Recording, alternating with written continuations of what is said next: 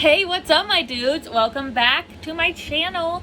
So, while yes, I usually post videos about my haunted dolls, this one's gonna be a little different.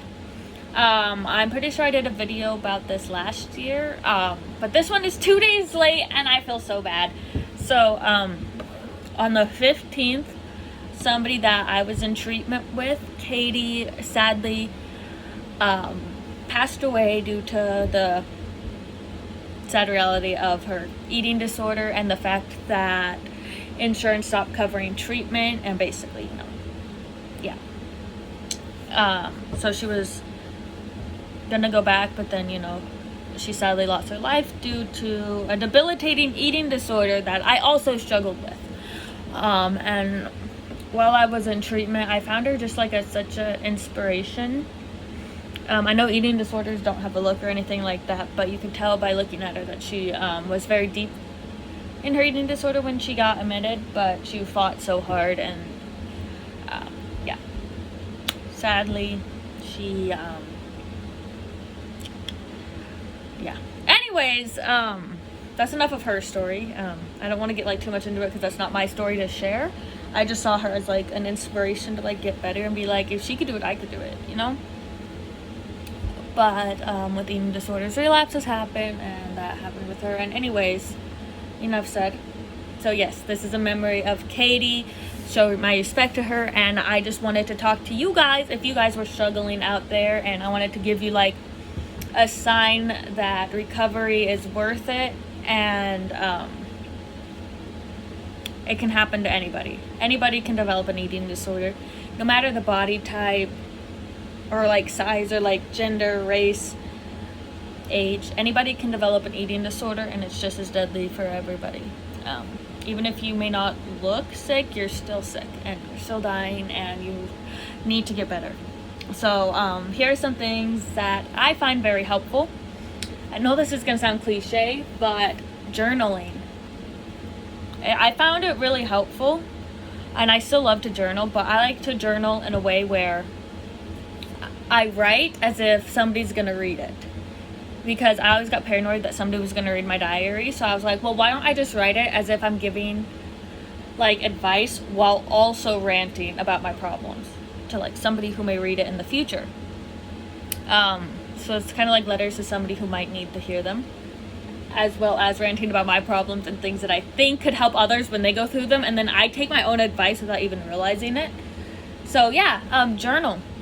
That's a good one. And then if you make it so then you think somebody will read it in the future, it keeps you from staying in the darkness of it. You have to find the light and figure out a way out and give people hope, and then you yourself take your own advice.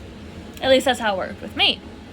Another thing that helped is writing music. I love writing music. I love creating. I love dancing, but in recovery from an eating disorder, you can't always exercise, so I found it really helpful to create through some sort of art form, and I really love writing music. And making YouTube videos, just ranting to somebody else out there is fun. Hi girly, what's up? Hi queens, hi kings, hi non-binary pals, and allow yourself to cry, allow yourself to feel the bad emotions. Allow yourself to be angry. There's no such thing as a bad emotion. Your feelings are valid, and I know Victoria's Secret, girl, you wouldn't believe. That song, I love it so much. Anyways. And if you think you're being healthy, update, you're not. You're not healthy. And I'm just putting that out there. Somebody's got to tell you the hard truth. If you think you're doing a healthy diet, you're wrong. Okay? And I say that with all the love of my soul. And I know how competitive eating disorders can be. And so, stop looking up weight loss videos. This is your sign, okay? And stop looking at transformations. It only will lead you to one place. Everybody who struggles with an eating disorder who's not in recovery is dying. And if you're engaging in any disordered behavior, you're digging your own grave. You're watching yourself dig your own grave. And yeah. And a lot of my eating disorder behaviors are from OCD as well. Like, those went together, I guess. And so I did this thing where I gave myself my own OCD thought that if I saw a picture of or anything that had to do with Billie Eilish that day, I couldn't engage in disordered behaviors, because I knew how popular Billie Eilish was becoming and I loved her, and just she was all over my Instagram feed. This is like back in 2019 or 18 or something. No, 2018. And I was like, okay, fine. If I see Billie Eilish, that means I can't engage in any disordered behaviors. And then that became one of my intrusive thoughts of my OCD. And I was like, oh, something bad's gonna happen if I break this thought. Billie Eilish might die. I might die, you know. And I know I just helped my mental illness with my other mental illness, but it worked. So you might try that, you know. And romanticize your life, okay? Pretend you are the main character. Fake it till you make it, because you are the main character. I was really insecure, and I still kind of am, but now I just don't care what other people think, because I'm like, if I think I'm cool, and nobody else can stop me from thinking that way, and nobody else can hate me as much as I've hated myself, so I might as well just do what makes me happy. And that might be dressing like this, you know? I'm just saying. Yeah. So, start romanticizing your life. Treat your life like it's a coming-of-age movie. You know? Yeah. That's actually been helpful in a weird sort of way. Find new hobbies. Find something else you're passionate about. You know? Because there's so much more to life than what you look like and how much you weigh, and it's stupid that insurance and treatment can't always be accessible, especially like for everybody. Like, that's ridiculous. And I know some people can't get treatment or even diagnosed until they reach a certain weight, and that is just disordered, and the doctors need to know that's not helpful to us. So yeah.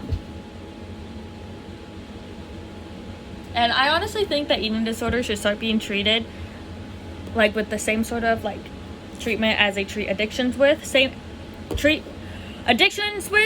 And the same thing with Munchausen syndrome, not Munchausen by proxy. I think eating disorders need to start being treated like Munchausen syndrome, at least the pro eating disorder people, because they want to see themselves as sick and whatever. That was me, okay? That was a self call out on myself, okay? Anyways, treat the addiction. You got this. I love y'all so much. And if you're watching this and you think that you can't get better, this is a sign. Even if you don't click on the video and you're just scrolling through YouTube and you see this video, it was a sign. And I know you're not listening to this because you're not watching the video, but you're worthy of recovery and you need to. This is your sign. Because I remember looking for a sign all the time. I never really took them. But I'm begging you, please, please, please. And if you think, oh, not everybody dies from an eating disorder. Too many lives have been lost to this. And I just needed to be angry about it on the internet for a moment. Out of love. Even if I don't know you, I care about you. And my DMs on Instagram are always open. Thank God for strippers is one of them. And then mama.2.spirits is another one. And I love you guys so much. Use your struggle to create some sort of art. As Iggy Azalea once said, trust your struggle. I now make a lot of music about my struggles, and it's fun. And it's like, I don't know. Make a YouTube video, rant about it. Create something good out of your struggles instead of engaging in toxic behaviors that will eventually take your life, because we can't have that. Love you guys so much. And if you guys end up taking any of the advice, let me know. If you make something out of your struggles, like a song, artwork, whatever, let me know and I will watch it and I will hype you up. And I love you guys so much. Thanks for watching. Bye.